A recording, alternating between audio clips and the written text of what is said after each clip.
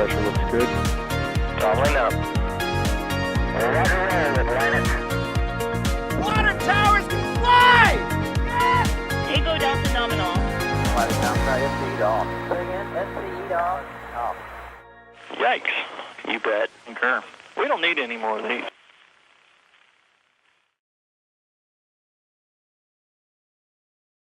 Yikes, you bet, concur.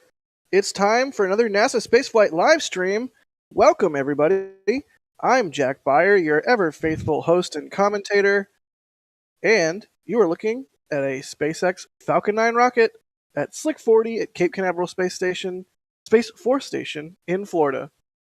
Well, you know the deal here with NASA Spaceflight streams. It's not just me flapping my gums. I'm also joined by our ever competent cohort of co-hosts, starting, of course, with Mr. Chris Gebhardt. Chris, how are you doing this evening?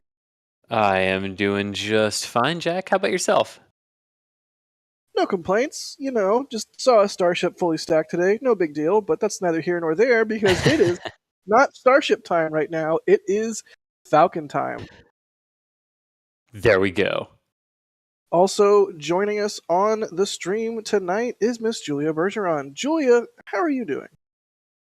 Hey, Jack. I am doing absolutely wonderful. I'm out here in Titusville today, and there's a, almost full moon and some pretty nice clear skies. So I'm looking forward to a launch and landing.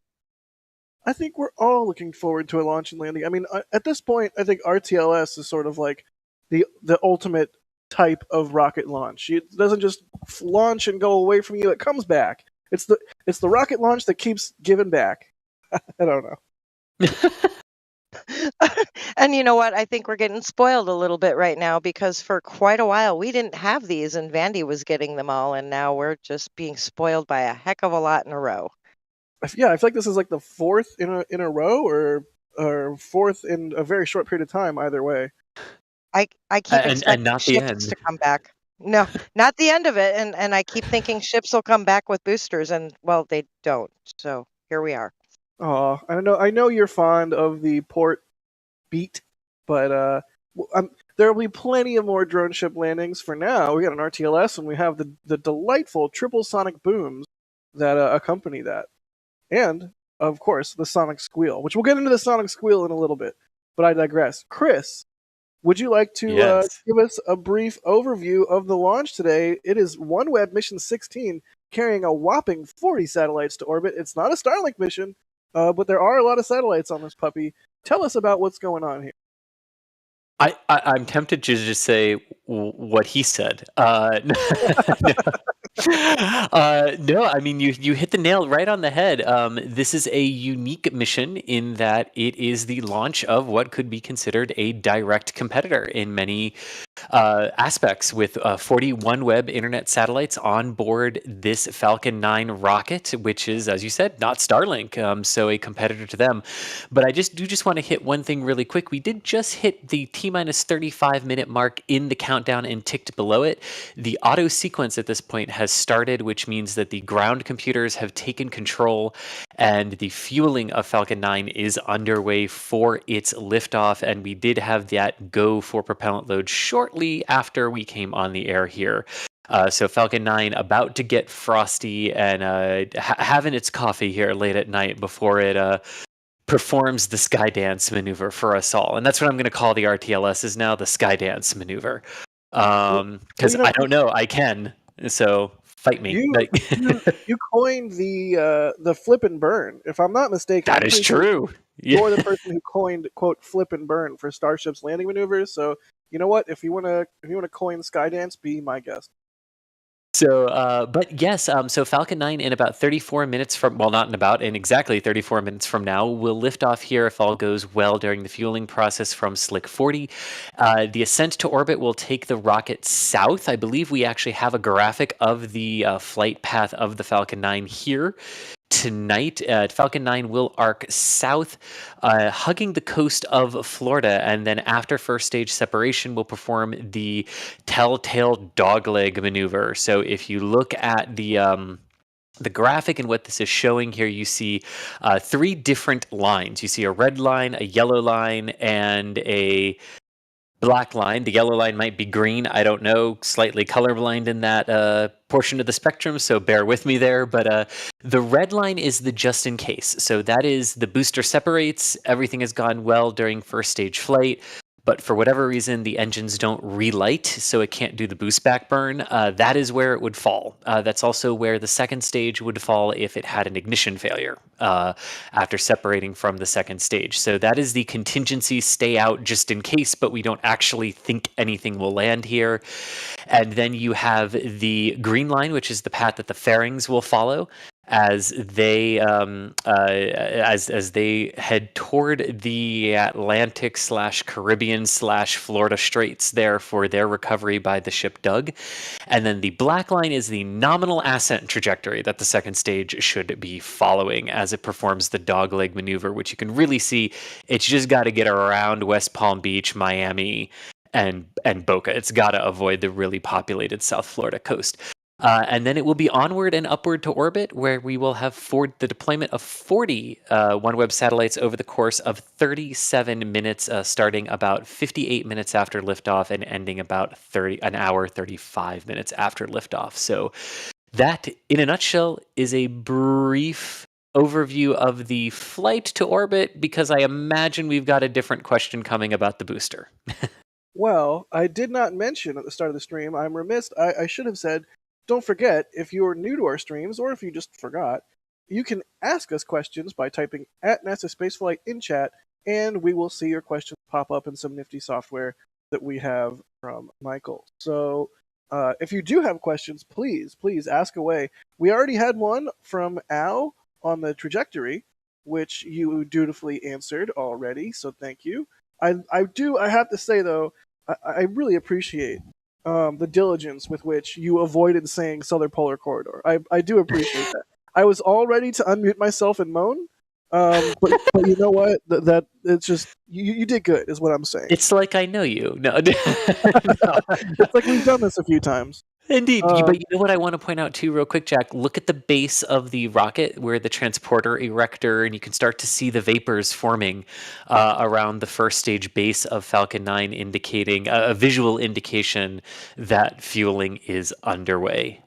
Excellent. So we do have a question from Brandon S. Maybe it's multiple Brandons. It could just be Brandons. I don't know. Brandon S. I'm sorry, it was terrible. Brandon S. is asking, can they see it from Orlando tonight? I think it'll be visible from Orlando. That should be not too far, right? It should be, as I just slowly lower one browser to look at the GOES weather vapor. Yes, you should see it from Orlando because it looks clear on the current satellite feed. So yes, Central Florida, South Florida, western parts of Florida, Cuba, the Bahamas, portions of the Caribbean. If you are watching from any of those locations, you're going to have a really good shot at seeing this. Unfortunately, due to the trajectory, I mean, maybe extreme southern portions of Georgia, but it's going to be very low and very faint on the horizon. Yeah, you kind of want to be more southerly for this one than northerly because of the aforementioned horrible trajectory. I mean, Southern Polar Corridor trajectory. Let's see here. Well, speaking of viewing locations and where it'll be visible from, Chris, are you watching from on site or are you watching from elsewhere?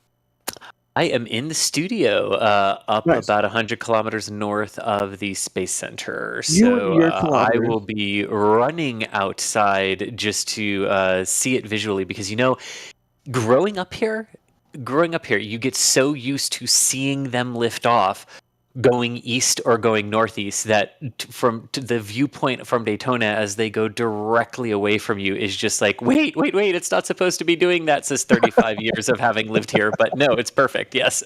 No, it's delightful. And Julia, go ahead. I believe some good news for people also in the area wondering about weather, that weather has actually improved to 95% favorable, which is basically the 45th way of saying that's as high as we're willing to go on the good percentage mark because we never say 100. Right. And so, Julia, where are you going to be watching the launch from? Well, I am, as the crow flies, about 12 miles from Launch Complex 40. I am just off of US 1 in Titusville. Nice. Alrighty. So we've got you both. Yeah. I'm Out much there. closer than Chris, but not as close as Thomas. How about that? Okay, got it. And Thomas, what is Thomas at the press site? Yes, Thomas is on the causeway manning this camera right here. Ah, excellent. Yes. Alrighty. Well, the team is out in force. Sorry, I did not mention Thomas on the camera earlier. That is my bad.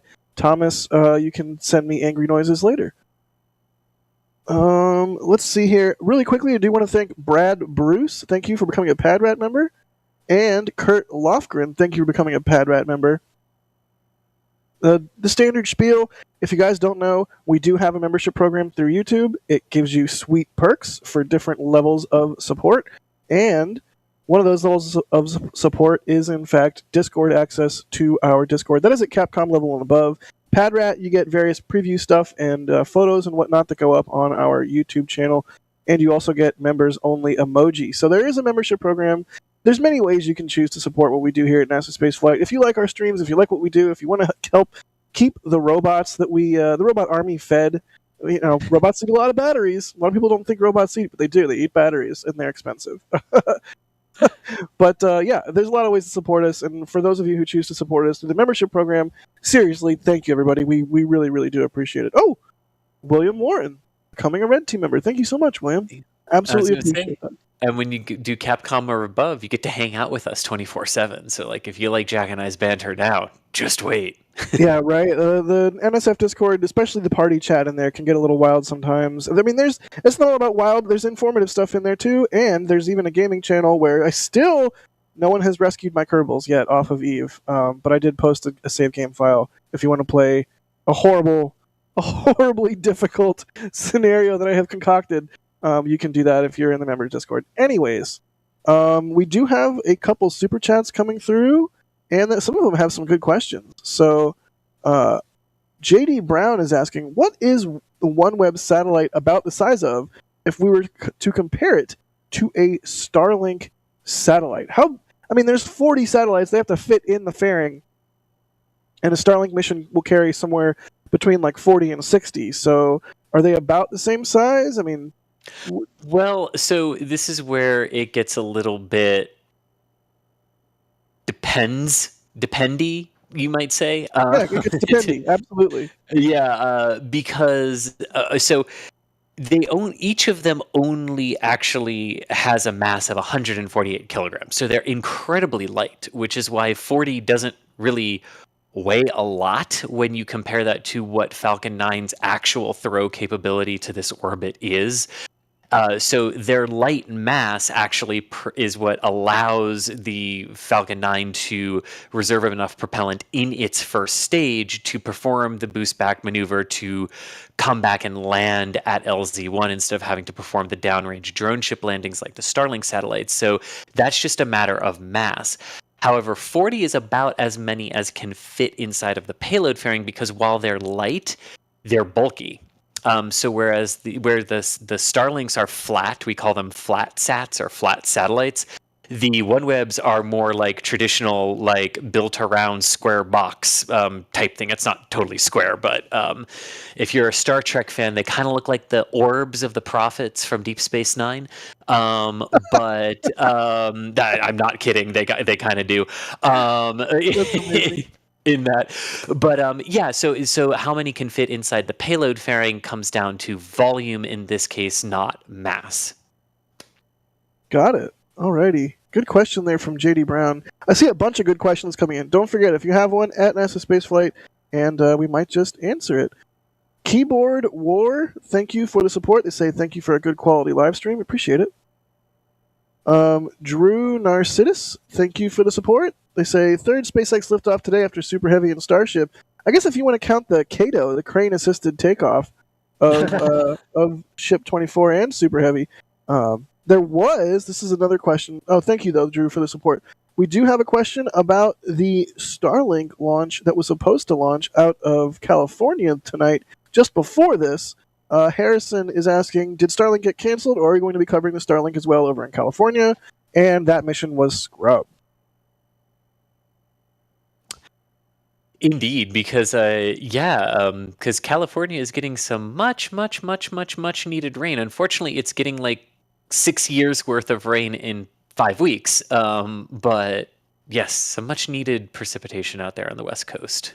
Yeah, it's pretty wild. I'm in Texas right now, but I did come from Los Angeles, and it has been raining for what feels like months and months, which is a good thing. We need the rain. It's been a long and horrible drought. So It really has. a couple big storms will not solve the drought, but it will certainly help.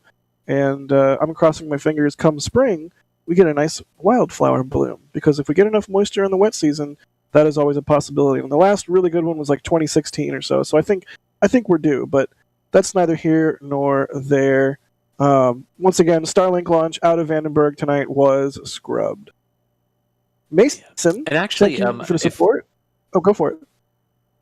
Oh, if we could, before we move on to another question, we actually have a picture of what the OneWebs look like integrated onto the Falcon 9 payload dispenser, and I'm saying all of that to give Patrick enough time in our background to, there you go, because the question was being asked, like, what do they look like? How are they different from the Starlinks? Well, there they are, and you can see like each little gold square is one of them, so you can see how they are stacked, and they You know are what that deployed looks like? two at a time. From It looks like the radioisotope thermoelectric generator, whatever it's called, yes! from Kerbal Space Program. It looks like the Kerbal Oh, it Space kinda Program does. RTG. Okay, there's It been your really Kerbal does. Space Program Yeah. moment for the episode. But there you go. You can see the satellites. They're sort of arranged in a what is that? A hexagon, a six-sided situation there with multiple I stacks. think it's 6, yeah. So there you I go. was Thank going to you say for that, Patrick. Pez. It looks Pez like works? a Pez dispenser. Now I want Pez. Thank you. This stream not sponsored by You're Pez. welcome. Or bacon. Okay, controversial question. We're getting dangerously close to going off the rails here right before the 20-minute event, but do different colored Pez taste different, or is it just placebo because of the color? Yes, just like Fruit Loops. Fight me. Placebo. Yes. Or tricks. I mean, same concept. Oh gosh, I'm going to start a war. And the chat says they do taste different. I don't know, Ran. I'm not sure. Anyways, Dougal gifting 5 Red Team memberships. Thank you so much, Dougal. Mason says they love the streams. Will they have any shot of seeing this from Jacksonville Beach, Florida? I think you might be a little bit north, but maybe briefly as it lifts off, pending clouds. I don't know. What do you think, Chris? Better. Jacksonville's about as far north as I'd be willing to say. If it's totally clear up there too, you've got a shot, but it's not going to be long. Got it. Keyboard War again. Thank you for the support. Katie Porter becoming a Red Team member. Thank you so much, Katie. Rough Riders Show saying thanks to myself and Nick for the coverage of Starship 24 lift and Booster 7 lift today. Thank you, Rough Riders. We're going to have a show. We're going to have a video coming up on our channel in the morning of the lift. So that should be pretty cool. But speaking of coming up, we are coming up here very shortly from the T-minus 20-minute event. And there we go. There is a T-minus 20-minute event. That is a standard thing that we want to see as the countdown progresses. This is the transporter erector, that 5th tower, or maybe 6th tower, the tower that supports the rocket before it moves away from the rocket ahead of launch. That is it purging its lines. So there's no residual propellant in those lines when the very hot, very roasty rocket exhaust could theoretically impinge on those lines. Did I get that right, Chris? Julia, is there anything you would like to amend to my T-minus 20-minute vent statement? I'm a little teapot. No, just that it's an odd visual indication for the transfer, like you were saying, Jack, of the types of propellant loading that they are doing. That the propellant is now in. Now they're going to go load the oxidizer. And it's just odd to have a very visual cue of something's changing with stage 2 while everything just continues simultaneously into stage 1. Let's see here. Oh, and Alex on our back channel pointing out that when this vent stops, stage 2 fueling starts. So that is pretty nifty. Sorry, stage 2 LOX load starts. RP1 has already been loaded in the second stage. Just want to be correct. Ooh, Alicia is in chat. Hi, Alicia. Pom-poms. Oh, hello. Andrew, thank you for gifting a Red Team membership. If you guys got gifted a membership by either Dougal or Andrew or anybody else, be sure to thank them. It's very nice of them to spread the love with the membership program there to people who otherwise might not feel that or find all the cool stuff that we have for our members. Nicotine Jenkins, I'm I'm real tempted to riff on this name, but I'm just going to move on. Nicotine Jenkins saying, what are those tower thingies on the corners? Those are lightning protection. We have a video on it. Maybe one of the mods will link the video in the chat. And if you don't know what those towers are, you can watch the video and find out. Chris, that was a great one that you did. But I suspect Nicotine Jenkins already knows that in the same way that Haven Studios knows and is asking, which of the 4 towers is your favorite? I'm going to go with old Lefty there on the left. The one that's not blinking. you like righty backy? Okay, that's cool. Yeah, righty backy. There we go. Yes. Julie, do you have a favorite tower? No, I don't think I have a favorite tower. I was actually watching and being mesmerized by the vent and how it's just kind of sitting there tonight. Seems like a very calm evening. Very little wind. Which should make the sound incredible across the Cape in Titusville, right, Julia? Oh, absolutely. Excellent. Louis Rogers says, please give my daughter Alana a shout out. She loves space and loves launches, waiting for the next show over in North Carolina. Well, what's up, Alana? We're glad you are joining us for the launch. And we hope it's a good one tonight. It's looking like it's going to be a good one. Moldy Space, thank you for the support. Gifting 5 red team memberships, Moldy Space. You're the best. Thank you, buddy. Okay, here we go. We just saw the T-minus 20-minute event. It is getting close to wrapping up now, I believe. Hamster Space Nerd is saying, what happens if we forget to mention it? The running joke at NASASpaceflight is that we get fired.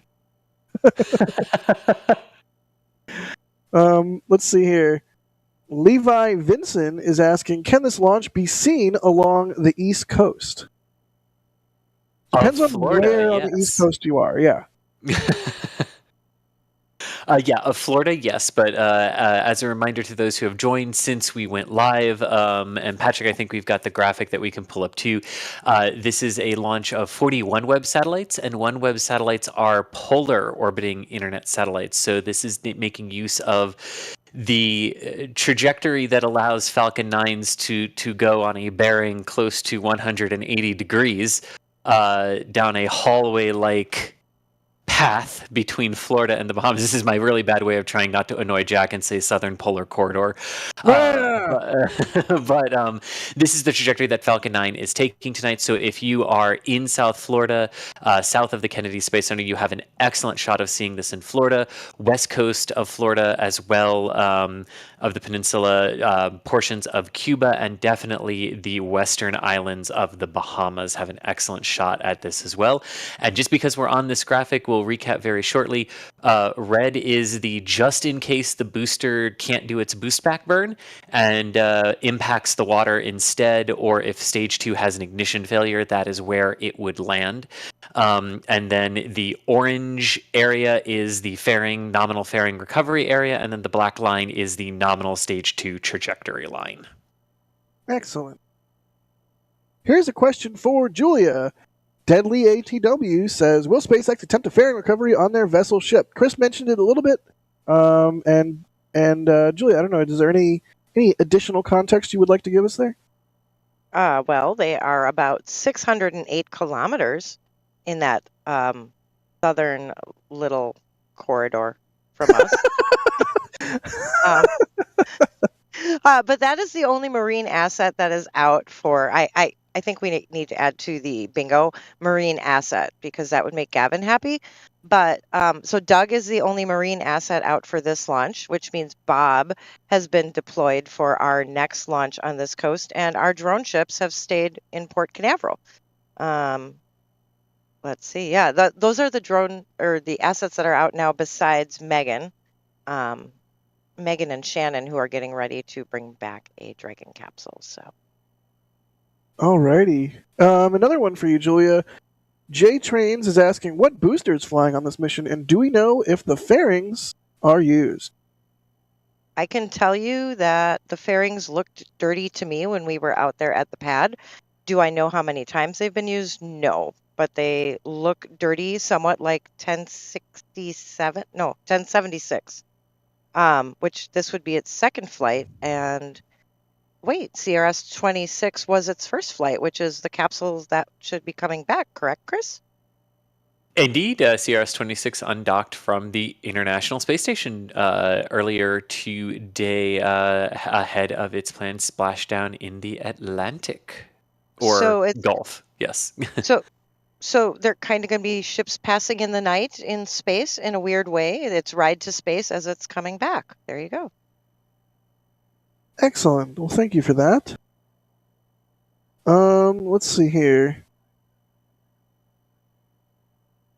Joe's 27 is asking, what do we think went wrong with the Virgin Orbit launch today? It's just so early. It's too early to say. Of course, Virgin Orbit, our thoughts go out to the company and everyone working there. Hopefully they can figure out what went wrong with launcher on today's mission. But this is a SpaceX launch, and we're going to just focus on what's going on at hand, the mission at hand. But good luck to Virgin Orbit figuring out what happened there with that anomaly they had today. Let's see. Here's kind of this was almost like an existential question. Dino CR is asking, can you fill a rocket too quickly? I mean, yes. I assume so. Yeah, you can pop a rocket, right? Like that would be bad. Well, I mean, you could overpressure it and pop it, but no, you when you're loading liquid oxygen, you have to be very careful with cryogenics, because certain cryogenics, like liquid oxygen, they can geyser.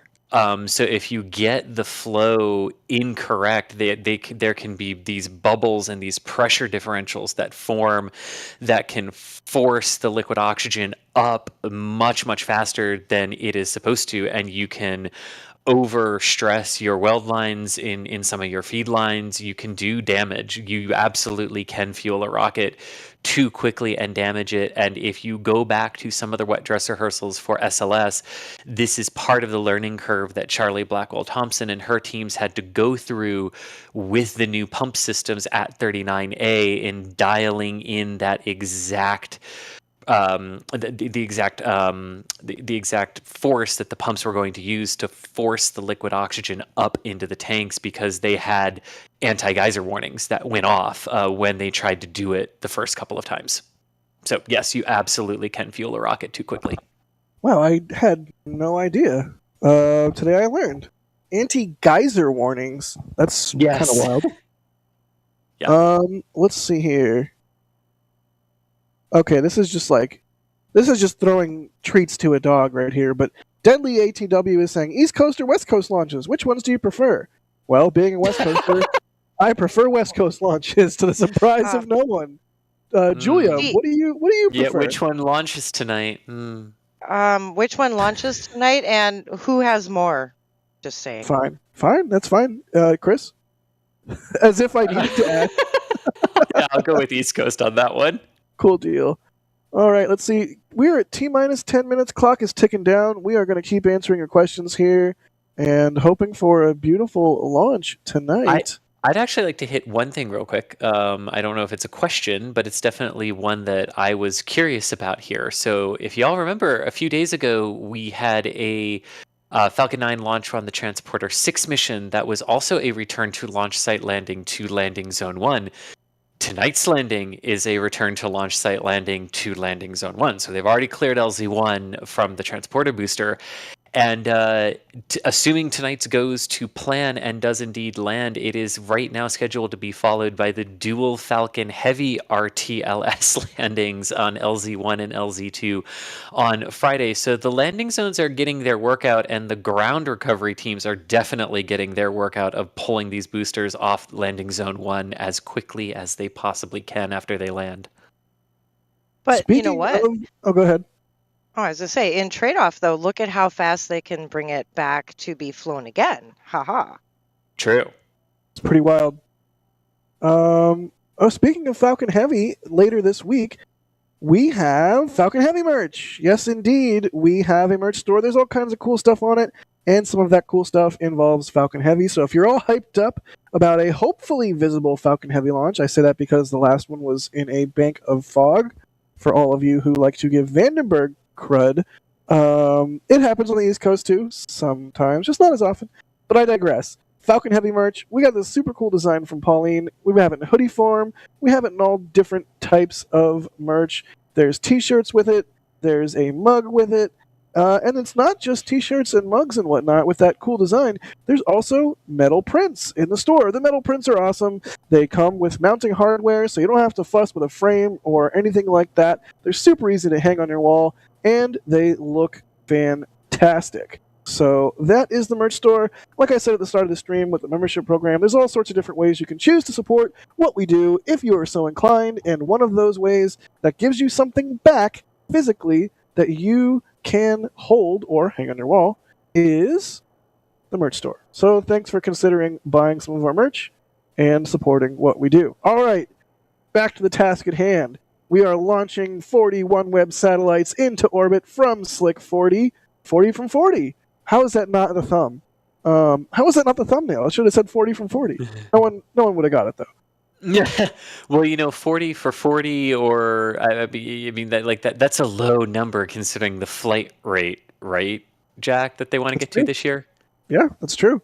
There is SpaceX planning on 100 launches this year, so 100 launches this year. And you know what? If you're interested in our takes on how they're going to pull that off, stay tuned to the YouTube channel a bit later this week. Just saying. Indeed. Might have something coming on that. Let's run some super chats really quick because we are 7 minutes away from launch, and I want to make sure everyone knows that we appreciate their support. Cinnamon Control, not Cinnamon Roll, but Cinnamon Control, thank you for the support, buddy. They say, how long does it take them to take a booster off the pad and prep it for another landing? Well, to prep the pad for another landing, they can do it in 4 days flat, which is what they're about to do.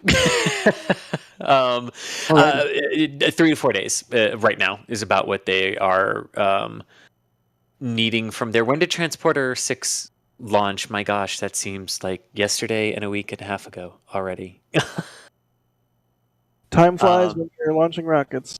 Yeah, it was the first launch of the year. So I mean, we're still in that same basic period of time. So yeah, they can do it in about 4 days if they need to. Very cool. Nicotine Jenkins. All right. Nicotine Jenkins is like what you would call someone who smokes cigarettes like every time they get a chance for a break. Like, look at Tom. He's over there being a real Nicotine Jenkins. All right, I did it. I got it out of my system. Thank you for the support, Nicotine Jenkins. They say Team Righty Blinky for life. All righty. Roseanne DeVasto, thanks for the support. William Warren, thank you so much. Branson, thank you for the support. Very generous of you. They say 653,000 subscribers. Thank you for all your integrity in creating this space for us all. No worries. Like, you guys keep watching them, you keep supporting what we do, we will absolutely keep doing it. I think it's safe to say for the entire team that we all love doing this. Absolutely a blast. Haha, because it's a rocket. It's about to blast off. All right.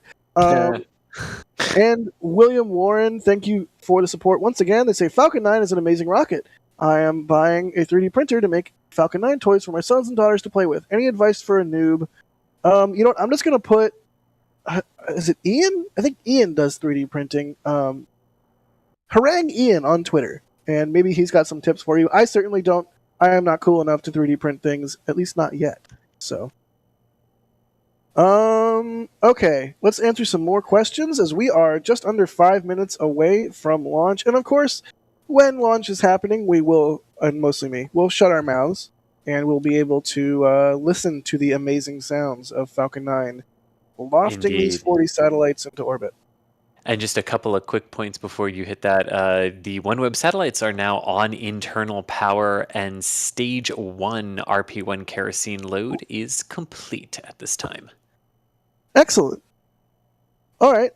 Lyric Bread is asking, what's a dog leg maneuver? And does it involve oven-baked pork products?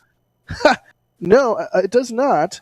The dog leg, we were talking about that a little bit earlier. It's essentially the rocket turns as it's launching, right, Chris? Yeah, so ideally in rocketry and with 4 minutes to go, this is going to be brief. You ideally just want to pitch directly onto the heading you need to obtain the orbital inclination. And the heading that you head out from your launch site is what determines that. But sometimes you can't turn directly onto that azimuth, that compass heading, because like tonight, if Falcon 9 did that, it would overfly Miami and Boca. And if there was a failure in the early parts of flight, you can't have hundreds of pieces of rocket debris coming down on densely populated areas. So Falcon 9 has to start out on an azimuth, a compass heading, as close to the one possible that it needs to get onto. And then after first stage separation and after the flight path has cleared the land overflight areas you need to miss, the second stage gimbals its engine, swivels the trajectory, and you basically hook the trajectory back onto this path that you need to be on, and it's that hook that is referred to as the dog leg maneuver. Alrighty. Maybe they wouldn't have to do a dog leg if they launched from California instead of the Southern Polar Corridor. And now, I joke. They still do dog legs from California. It might still be necessary. I'll stop being so salty. We are coming up on just over 2 minutes. 2 minutes, 30 seconds here and just about 10 to go. So we are getting very close to launch. We should see another purge similar to the 20-minute vent, right, Chris? Yes, there will be one more at the end of fueling the final purge of the transporter erector. Alrighty. That is what we will look out for next here. And let's see, just over 2 minutes to go.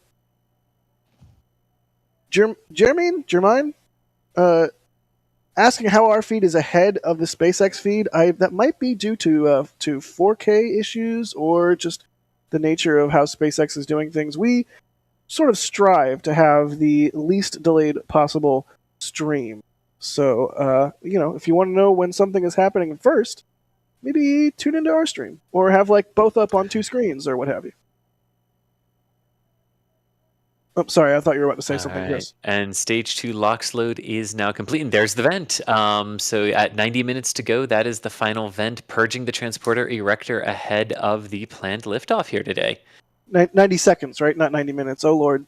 Oh, seconds. Gosh, yes, seconds. Sorry. Nobody panic. Just questioning my reality and like, oh, do we have 90?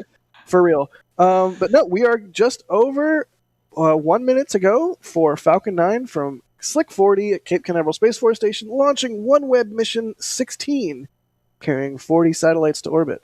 And we did get a look at those satellites earlier. They're kind of tiny little guys. They're like 150 kilograms each. So good, not super large, but a good number of them. So here we go. Falcon 9 is in startup, and we have 50 seconds on the clock. And hey, the poll is complete in chat. East Coast wins 71%, best coast. So Falcon 9, prove us right. I want to recount, but I digress. And we are go for launch at T-minus 33 seconds, the business end of the count for Falcon 9. Excellent. All right, 25. Here we go.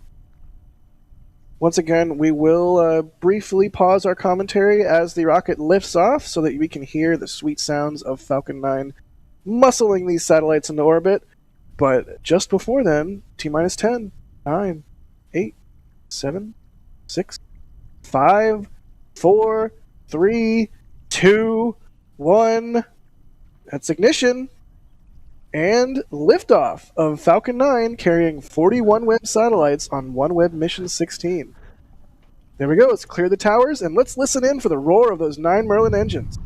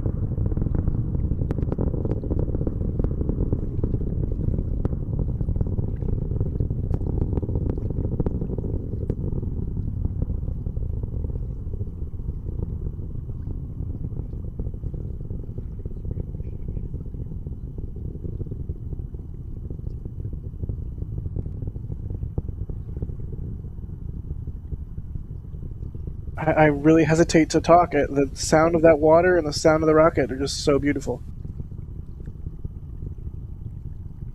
Look at it go. You can see Falcon 9's first stage ascending into orbit. There are 9 engines all working in unison, and you can see that exhaust plume expanding as it ascends into thinner and thinner atmosphere. Look at that. That is a gorgeous shot and a beautiful track. I wonder, is this auto track? But yes, that is what happens. The air gets thinner and thinner, there's less pressure, and the exhaust plume expands larger and larger as the vehicle ascends. So that is what we're currently looking at. Briefly here, we should get main engine cutoff and stage separation. There we go.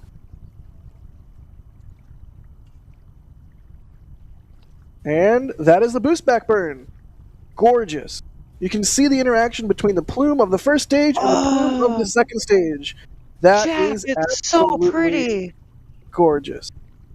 Please tell me more. I wish I was there. Jack, it's a moonlit, like, I can't even describe what I'm seeing to you guys right now. It's just beautiful. You're getting a moon glow effect on the exhaust plumes, huh? Yeah. That's a good description of what we're seeing.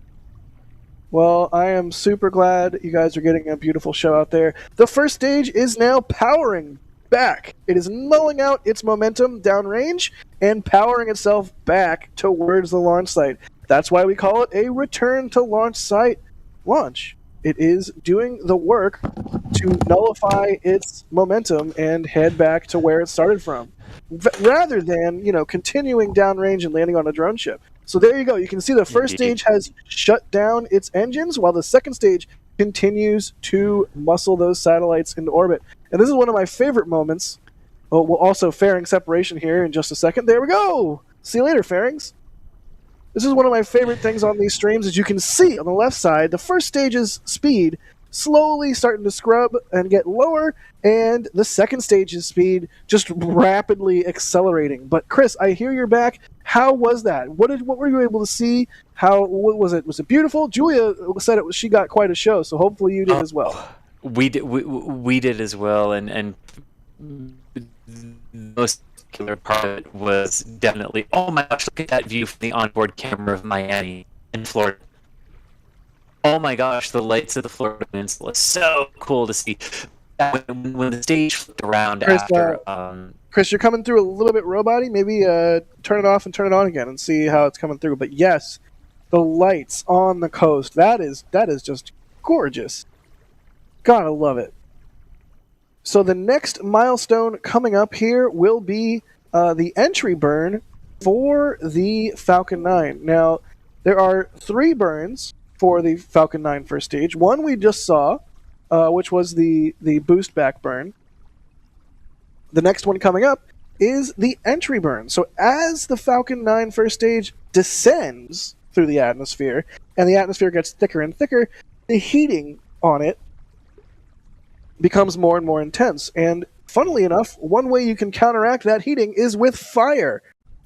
Falcon 9 will light its, what is it, 1 engine or 3 on the entry burn? I forget. 3.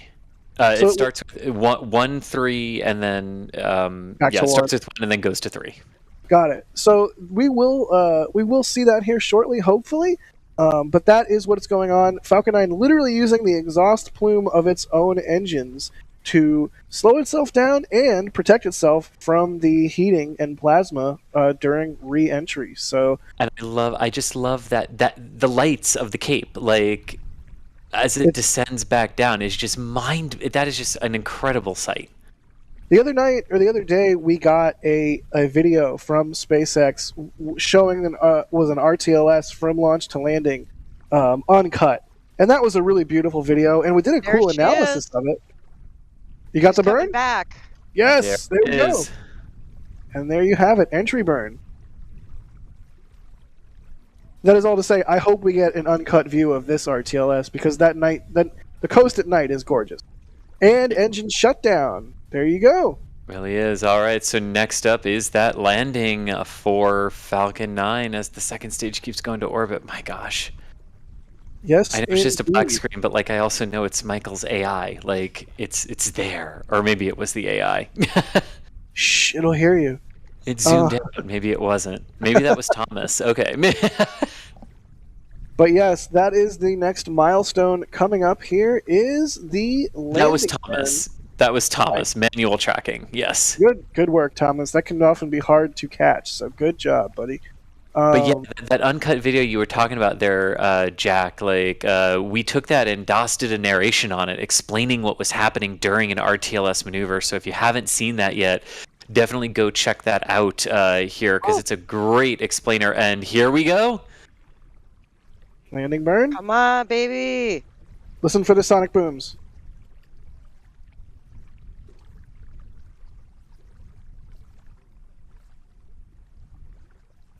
We're listening.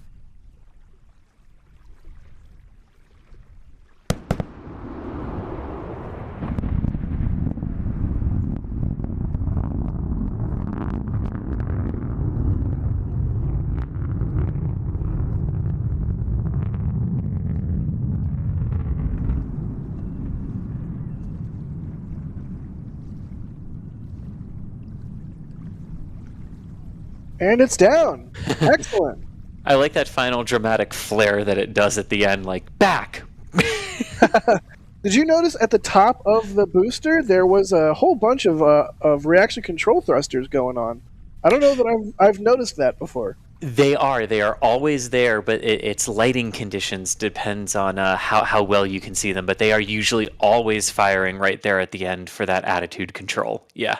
It makes sense. The slower you're going, the less control authority the grid fins have, and you want to be nice and upright when you contact with the Earth. So, coming up here in just a moment will be second stage engine cutoff, or SECO 1. And I believe Go for The it. crazy thing about sound is we just got our sonic boom here in Titusville, and it was nice, and it's a nice rumble right now. Just had to add that in there. Nice. It's still rumbling. I love that. My favorite part. It's quite wild how, given differing conditions, and especially favorable ones, how far that sonic boom can travel. I heard a sonic boom from an RTLS at Vandy from Los Angeles, which it was a very quiet thump. I was in a very quiet on top of a mountain, but I was in Los Angeles, and it was a distinctly audible double thump. And I was like, "What was that? Oh my gosh! I think that was a sonic boom." But it was quite a while later, because, as you know, sound can only travel so fast. So, and there we go. That is an empty launch pad. That is what we want to see after a launch. We want to see the rocket gone. Get out of here, rocket. Go do your job. But come back if you're in RTLS. That's allowed. Yeah. And but before we had switched over there, we saw an initial orbital velocity of just over 28,000 kilometers per hour, which is exactly what we would be looking for this particular initial parking orbit for the OneWeb satellites. There will now be a coast until about the 55-minute, 14-second mark after launch, at which point the second stage will reignite for a 3-second burn to raise the perigee up into the full deployment orbit. And then about 3 minutes after that final burn of the second stage is when the OneWebs will begin to separate. 40 OneWeb satellites, and it'll take them about 37 minutes to separate in batches of 2 each.